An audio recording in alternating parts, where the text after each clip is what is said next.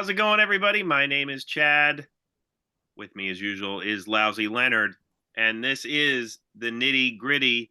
This is a show about wrestling. And this week, we are going to be bringing you another one of our super reviews where we take a random episode of a promotion and we review it. We talk about the promotion, we talk about the card, and give our general thoughts on the card, maybe where the talent was at that time, and so forth. So this week, the suggestion came from friend of the show and hopefully still listener of the show, Ronnie. I believe he is. Oh, I'm glad to hear that. And so this is an episode of OVW, Ohio Valley Wrestling, from October 22nd, 2005, a very specific time in the history of OVW. And Leonard is going to give us a brief background about OVW for those of you who might not be as familiar with it and don't listen to any podcasts or watch any WWE documentaries. Yeah. So I'm not going to go into detail on the history, but just, kind of, because that's not what we're doing here today. But the company started as Ohio Valley Championship Wrestling, formed by Nightmare Danny Davis as a National Wrestling Alliance affiliate in 1993 in Louisville, Kentucky. They left the NWA in 1997 and became Ohio Valley Wrestling, starting this weekly television series in January of 98. It was a developmental territory for WWE from 99 to 2008, with many top talents spending time there, such as John Cena, Dave Bautista, Brock Lesnar, Randy Orton, and many others. It was then a developmental league for TNA from 2011 to 2013. Al Snow, who had been a trainer and commentator for the company for years, bought it off of Davis in 2018 and continues to operate it today. It was the subject of a Netflix docuseries just last year. Now, to go back, because this ties into the episode we're talking about today, Jim Cornette bought a stake in the company in 1999 and convinced World Wrestling Entertainment to make it a developmental territory with him in charge. And this was because he didn't want to be in Stamford, Connecticut anymore and working on the main roster and with those people and with that kind of schedule. So in July of 2005, Cornette was let go from his role, even though he still retained his ownership stake in the company, after slapping a first-year student who would become Santino Marella for not reacting the way Cornette thought he should when the Boogeyman appeared. So Al Snow took over briefly before Paul Heyman was sent down to take over. And he was back on the main roster in less than a year as part of the new ECW. I had no idea about Heyman's time in OVW before getting ready for this episode. And in reading up on some things, listening to some podcasts, it seems like his tenure has some positives and some negatives. Also, too, it seemed to differ like how he wound up there. Bruce Pritchard said Stephanie McMahon sent him down. Some people thought it was a punishment. Some people thought it was even a reward to let him book again. It depends. It seemed like Heyman, from what I was reading, liked his time there. So the biggest positive seems to have been that he pushed new talent and really connected with some of the wrestlers that were there at the time. Really took care of post-production, building storylines from week to week on television. Some of the notable names there during that period was CM Punk, Brent Albright, Paul Burchill, Johnny Jeter, Matt Cappotelli, and Kenny Anderson, Ken Kennedy. So the biggest negative, it seems, was Heyman alienating the core OVW fan base and some of the production people, most notably Danny Davis. Heyman took the week in, week out fans and moved them to the hard camera side, putting who he wanted as fans on camera, telling them what to pop for. And attendance and TV ratings both went down from there. So I'm interested in if this was a case of Heyman's booking style not working for the area, or if the OVW fans were just conditioned to Cornette's style of booking and how things would have looked if Heyman had been there first and Cornette came in second. Now, to me, one very telling thing I ran across was Cornette on his podcast saying his goal was to keep guys as long as he could, while Heyman wanted to move guys up to the main roster as fast as possible to make himself look good. Now, I would call that a difference in outlook. I think Cornette saw OVW as his territory, like Smoky Mountain Wrestling was. And so he wanted to hold on to his top guys as long as he could. Heyman probably saw OVW for what it was to WWE, a triple A ball to develop talent and move them on. In no other development league, like the farm system of the Major League Baseball, the European League for the NBA, is the idea to keep guys. So that's one thing I would maybe disagree with Cornette's style on. Is that I think Heyman got at least what the WWE wanted was develop these guys and get them to us. Yeah. So yeah, Leonard had sent me a clip from one of Jim Cornette's podcasts, answering a question, or maybe just stumbling upon the topic of Paul Heyman's time in OVW. And you detailed some of the things that Cornette said. And there's Cornette's side, there's probably Heyman's side, and then there's the truth, which probably lies somewhere in the middle. Maybe it's not as well known on this show. It's certainly well known behind the scenes of this show that Leonard is a big Jim Cornette listener, and I am not. I certainly recognize Jim Cornette's intellect and his historical expert analysis of a lot of things, but when it comes to certain topics, especially ones that he was involved in, it's really tough to hear some of the things he has to say without kind of rolling your eyes. And basically Jim Cornette's style of wrestling is the only style of wrestling even to this day, and anybody that tries anything else is just wrong. And I don't get that, and that's kind of what I heard in his analysis of Paul Heyman being in OVW. I'm sure there was a lot of things that what he said were probably factual. The whole thing with the fans being moved and Heyman wanting to have himself look good, I'm sure it was very true. Heyman is a shrewd businessman. He is going to look out for himself. Absolutely. He's still, by the way, employed by a wrestling company, WWE, whereas Jim Cornette is not. So, well, it should be said, and of course, he could be talking out of his butt, but Cornette has said he doesn't want to. He hasn't left Louisville since the pandemic. He doesn't want to travel anymore. So I've heard the traveling thing before. I have. Yeah. So to be fair to him, I don't think it's something he's looking for at this point. And also to clarify for me, I don't listen to when he talks about modern wrestling. When he reviews AEW and WWE shows, I don't listen to that. I watch the clips on YouTube of where he's telling stories and talking about the territory days and maybe explaining how things used to work back in the day. He is very much an old man shaking his fist at a cloud like Grandpa Simpson. And I don't like those parts. Well, yeah. And I would agree with that. And what I meant the point I was ultimately trying to make when I said that he kind of used his own style of wrestling in the way it should be is the only style, is that you have Paul Heyman coming in. And of course, anything Paul Heyman does is not going to sit well with Jim Cornette, who was, sent home or whatever. Cornette does have a lot of respect for Heyman, and when I have listened, sometimes when we've talked about current wrestling, Heyman is something that he does like. He loves what he's done with the Bloodline and with WWE. I don't think they get along personally. Yeah, and I would guarantee Heyman would say the same thing. I don't get along with Jim, but I do respect Jim. I think that's where they're both at. Yeah, that sounds pretty accurate. And my point is, I think that some older wrestling personalities react really weirdly to change of any sort to the business. Sure. And you can see that in every phase of professional wrestling. If you go back, these new kids, they're doing this and that, and it doesn't make any sense, and I don't like it, and it's ruining wrestling and whatever.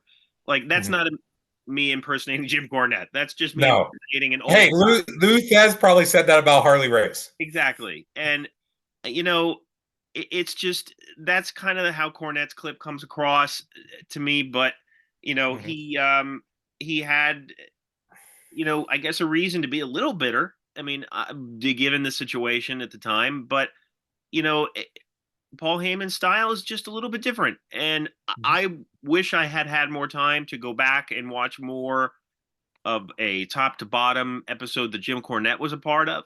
But I didn't in order to compare. There are certain things I can pinpoint on this that I could say that seems like a Paul Heyman thing. But Yes, yes. A lot of that. Maybe we can go do a Jim Cornette episode at some point. And this episode that I sent to you was when I basically put into YouTube OVW 2005. This was the first episode that came up, and I yeah, would guess it was because of the Maria thumbnail. probably yes. And to be fair, though, there's not a lot of full episodes of OVW that I found on YouTube, and we'll get to No, there are a few from around this period yes, that this month, yes, like October, November. I did find a few of those. yes. You can find a handful of them, but we'll get into like how else you can search towards the end of the show. But yes, so that kind of gives you a background on this episode. Like I said, it takes place October 22nd, 2005. And let's get started with the episode itself. And it starts out with drowning pool bodies. Let the bodies hit the floor, right, Leonard? And Yes, and I would guess they do not have rights to any of this music. that strikes me very much as a Paul Heyman thing. Yes, yes, that's a Paul Heyman thing. Let's use popular music, and we don't care if we have the rights. Right. And so that's the intro. And so I'm going to get one thing right off the bat here, because I'm not going to keep mentioning it every single time it happens. Throughout this episode, we see constant footage of a match that is going to happen the following week, which is Johnny Jeter versus Matt Cappotelli, the Thrill Seekers. They were a tag team. They have broken up, and Johnny Jeter is the OVW heavyweight champion. He broke, injured Matt Cappotelli's leg, and Cappotelli has returned. They keep going at it. Now they're going to have a match, and you keep seeing footage of that, and eventually you will see promos from both of them to close out the show. I did like that aspect because it really gave that match like a big feel and their feud an epic feel, but they did it too much. Particularly the ending promos, they just go back and forth over a course like 5 to 7 minutes. And I probably would have cut those and gave that time to the main event, which we'll get to. So yes, so let's talk about that then right now. And I'll say this: it made me want to watch the match, which I did. Yes, and and I did too. Yes. And however, having said that, I agree. Some of these things could have gotten cut down. Like, did we need like a buffer after every commercial or break with it? No. And could the promos at the end have been edited a little bit? Yes.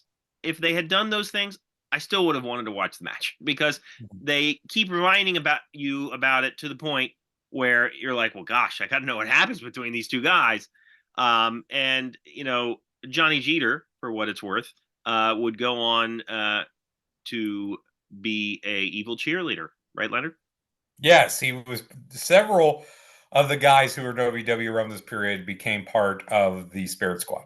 That's correct. And sadly, Matt Cappotelli, wrestling fans who followed him since Tough Enough know his story, which is very unfortunate. And that was one of the things about this that I was looking forward to the most. It was actually to see footage of him on the indie circuit, because I certainly remember his season of Tough Enough. I watched it from start to finish that particular season. So yeah. So anyway, that's what you see throughout this episode. But the first match is Rene Dupree versus Robert Fury. Well, it's not really a match. Mark Henry interferes pretty quick. I suppose, like for Rene Dupree's part, he was coming back from, what's described as near career-ending hernia issue.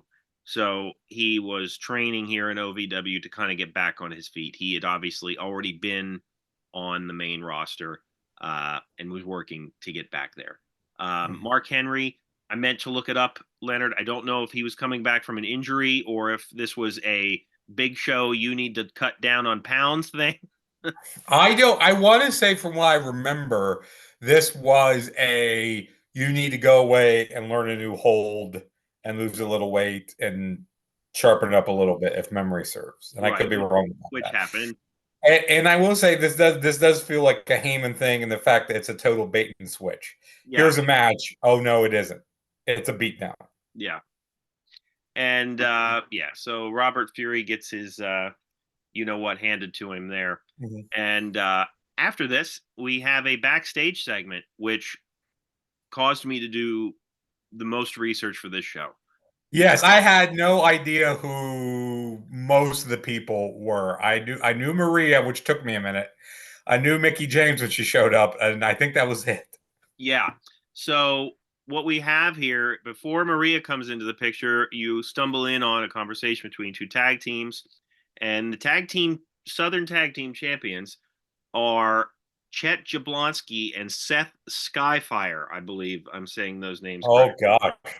Right. And the other two guys who just lost the titles, I know one of them is Tank Tolland, and I think the other one Yes. is Chris Cage. They would become, or maybe they were known here, I don't know for sure, as Adrenaline.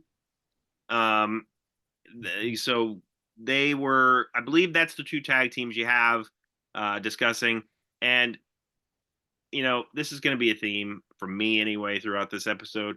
This is a developmental territory. So I don't mean to sound harsh when I say some of these things, but these guys are very green. Very, very Yeah. green. These promos and backstage segments are not good.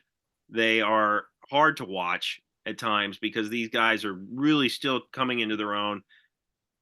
You kind of have to call a spade in that regard. We're here to review this show. And not all of these names will you remember or know. So that's why I'll try to give you some details when I can. But so yes, then Maria interrupts, and obviously Maria is very young here and still very attractive to this day, but was very attractive here. And Mickie James comes in, a very young Mickie James as well. I Uh, believe she was still using the Alexis Larry name at this point, and she was saying something about how she was doing a name change and she didn't get to announce it. But this might have been the transition from Larry to Mickie James. right. And another female comes in who looks familiar to me, but I couldn't figure out who that was. I had no clue who she was. She was wearing glasses. She was kind of doing like almost the Stacy Keibler Miss Hancock bit a little Yeah, bit. yeah, She was getting on Maria for acting slutty and dressing slutty and kind of shaming her in that way. right. And Ken Doane comes in. Oh yes. Kenny Dykstra, as he would become known as, another Spirit Squad guy. He comes in and does the whole douchey character, I guess, there with Maria, and so that's the backstage segment you have. And again, this to me also felt very ECW ish. Yes. And we're gonna get to something else here in a minute, but very much Paul Heyman treating women as objects. Yes, I agree. The match we have after this. Oh, by the way, some of the buffer segments that you see between breaks has Seven Dust playing a song as well. The name of the song escapes me, but they use the same song throughout.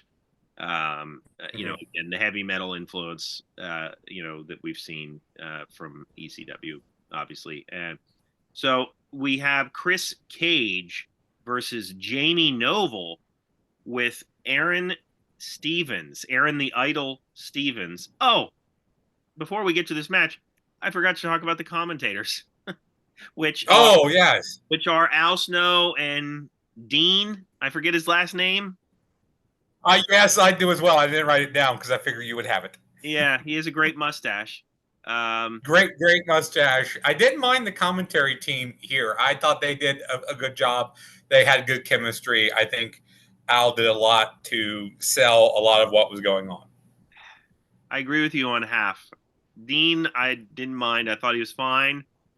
Al Snow was like doing the Tony Schiavone overhype, like about as much as possible. Like, I mean, Oh, you would think that this was an Armageddon level event, and I mean Armageddon is in world ending, not Armageddon the WWE pay per view. yeah. Like Dean Hill is the guy's name. Dean Hill. Thank you very much. I Dean appreciate Hill. you looking that up because I would have felt bad if we had Yes. not added it. So yes, they are the commentators. They certainly have energy. We'll say that. So yes, we have Chris Cage versus Jamie Noble. Chris Cage would become Kalen Croft. He would go to the main roster here and there and do some things. He never really took off, but he would appear on the main roster for WWE eventually as Kalen Croft. Here he's Chris Cage. Jamie Noble had been with WWE for a while. Then he left to go to New Japan for a while. Then he went to Ring of Honor for a very short stint. He did some stuff with Bryan Danielson. And here he was working his way back to the main roster for WWE, doing his Velocity stuff. And obviously, he would have a pretty long relationship even behind the scenes with WWE.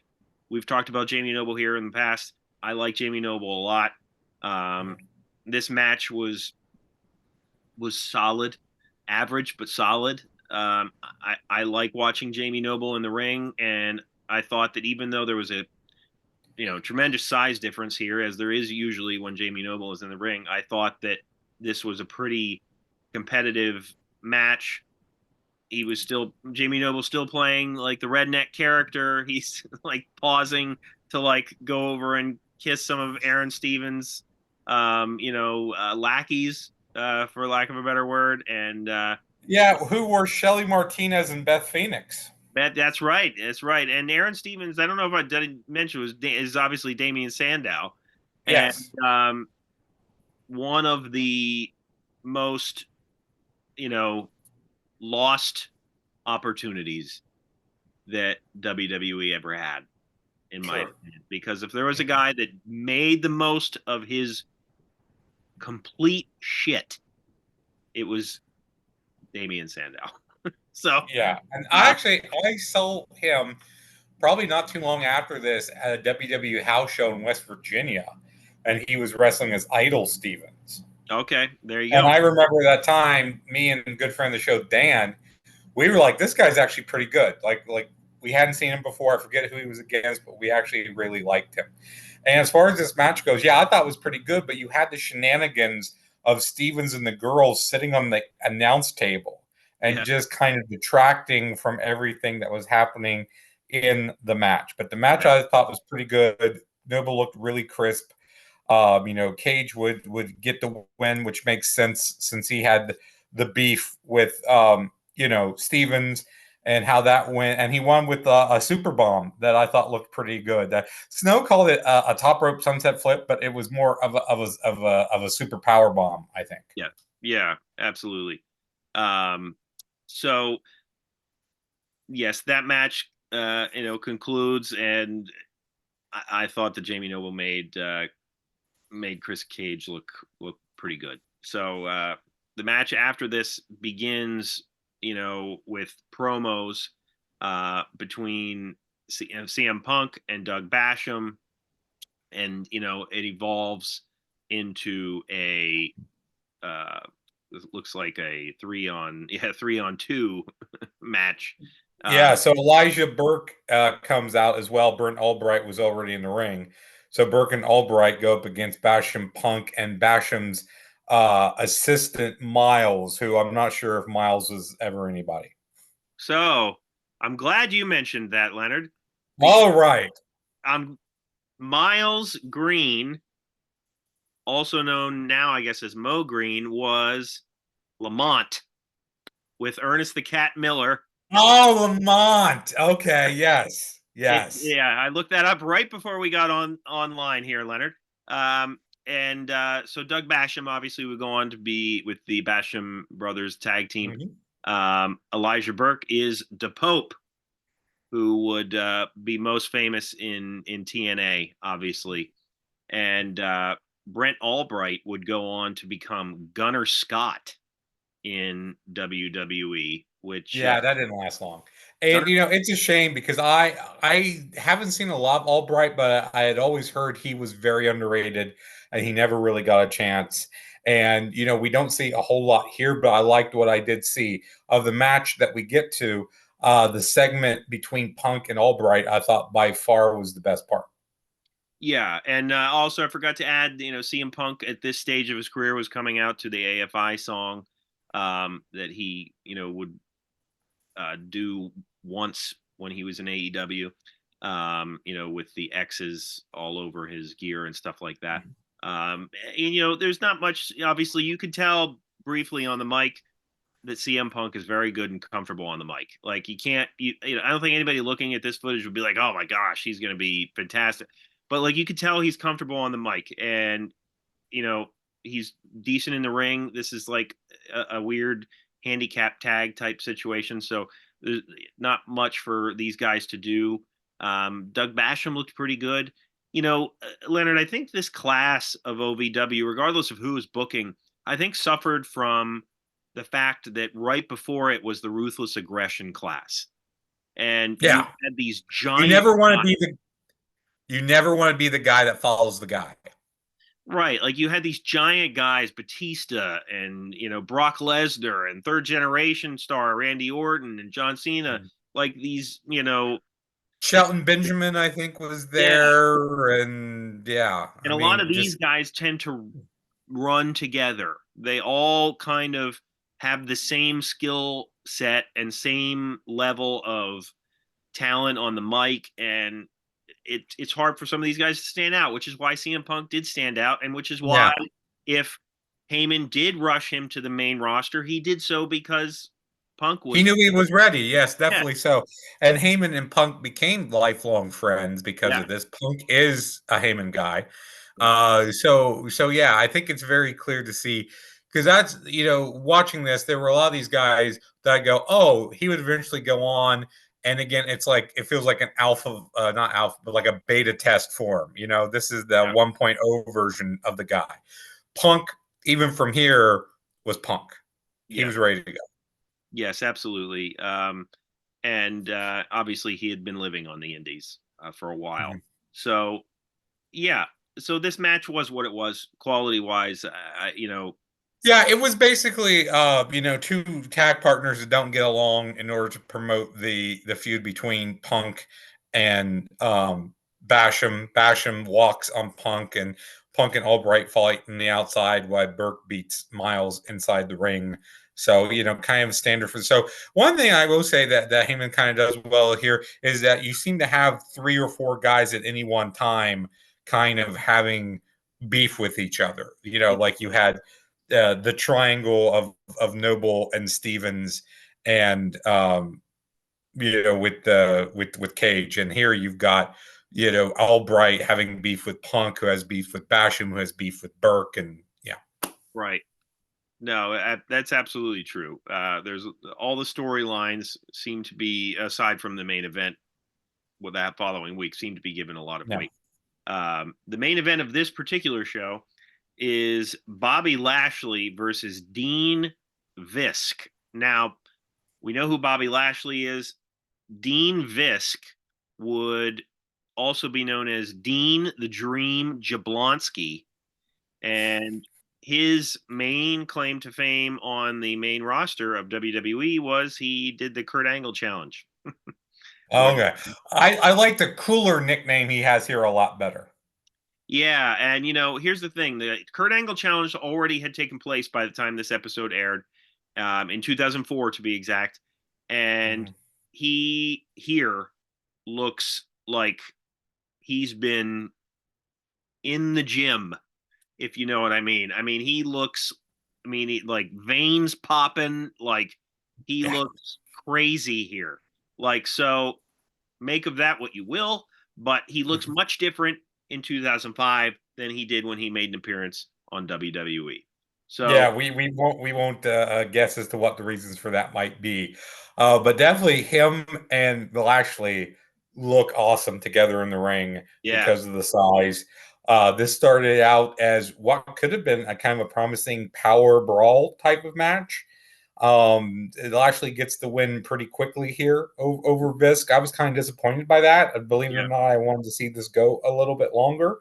But it was what it was. It was, I don't like doing a squash for your main event, but this is basically what it was. Yeah, and you had Ken Doan, around as well. Yeah, it's because Doan and Lashley had some heat. So yeah. Right. So that's the then we get, like I said before at the beginning, the promos Yeah. between Jeter and Capitelli would close us out, and their match would happen the following week. Now, because we saw so much footage of their feud, I wanted to look for that episode initially, and I was like, okay, well, this episode isn't there, but if you just type in YouTube OVW Jeter versus Capitelli, you will see that the first match is there, which the whole video is about 29 minutes or so, and this match would end with Jeter going over after a lot of interference from Ken Anderson, and the match itself was it was good. Again, solid, not over the top great, but I thought it was pretty good for what it was. Yeah. You agree there, Leonard? Yeah. It wasn't Flair Steamboat, but they were trying to do that with it. Like Right. it was more like the flow wasn't there, the momentum wasn't there. I didn't like how Jeter would bail to the floor so much; it just broke up things too much.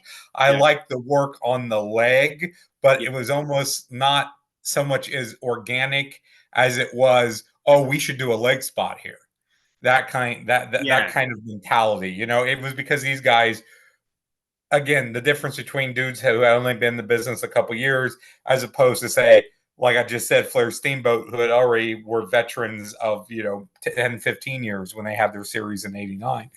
So I really liked this match until the Kennedy interference. I thought was totally unneeded. It undercut the personal issues between Capitelli and Jeter, but again, it was the idea that Capitelli also had beef with Kennedy, another guy. Right. I can, and Capitelli, the way everything was built, should have won Yeah. here, I think. Well, And I can tell you this: I mean, Cornette probably would have put him over because that makes sense. actually, the following week they would have a match, a 2 out of 3 falls match, for the title, which Capitelli would win.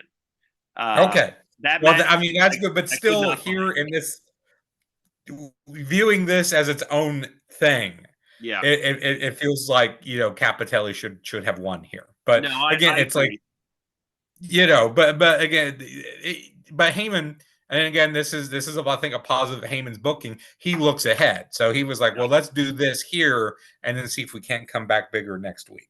So Yeah, I get it. and yeah, absolutely. And I wish that match was available. It's not. And just to go back to what you had talked about earlier with how it looked very kind of blatant, like we need to do a leg spot here. All these matches, with the exception of like some of the guys that have been around for a while, had a very choppy nature to them, and Yeah. it reminds me of something that I heard X Pac say, not to me, but to somebody else on a documentary. Like he would be watching a match, and X Pac, if anybody knows, was kind of a barometer for how good or bad somebody would be.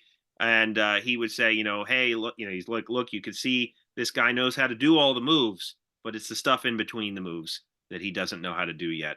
And that, to me, is what most of the guys on this show Yeah. lacked, because they were still building it. They were still building it. Like, I'm not being a prick. It's just they were still finding their groove and their footing. And some of them had promising careers. Really would have loved to have seen what would have happened with Matt Capitelli if he had been Mhm. able to have a longer career. But sadly that was not to be. But yeah, look for this episode. Look for the Jeter Capitelli match if you can find it Mhm. on YouTube. It should be easy enough to find. And check out the Jim Cornette clip that we talked about as well. One thing I'll give Jim Cornette credit for is that all of his videos on YouTube have that artwork that stands out. I wish that we had somebody to do artwork for us. Yes, I believe it's Travis Hackle is the guy that does that for him, and sometimes they have guest artists. And the last thing I want to say is the referee for the Capitelli Jeter match was named Deuce Mahoney, which is a great name. That is absolutely a great name. Unfortunately, I'll bet he doesn't have a shirt, but we would get it if he did. We could find it. I may have to add him to my long-term fantasy league as a referee. Yeah, people were gonna be like, "Who the hell is this?" Yes. Currently, I use Tommy Young, Charles Robinson, and Joey Morella. There you go. So I want guys from different referees from different eras. Joey Morella, he was a good one too. So yeah, this was a fun episode to watch. I thank Ronnie for the suggestion, and it was good to look at this. But at the same time, when I was looking at this, I was like, man, these guys are just, they're young, they're still finding their groove, and that's what it was. It wasn't an indie that was trying to just operate on its own. It was an indie trying to work up to the higher echelon. Right. It was a triple A baseball. And if you go to, say, a minor league baseball game, and you see guys who have potential, and you see guys who will blow an easy catch, who will just get totally smoked on a fastball or swing at something way outside because they're learning. Right. Same thing here. Absolutely. So thank you very much for checking us out. Check out our other episodes, our shorter ones, which are Segment Surgery, Random Match Reviews, Stupid Questions, What's That Card? We're also available wherever you listen to podcasts. Hit the like button below. Subscribe to our content at Dailies to Downloads. And for Leonard, my name is Chad, and we will see you next time.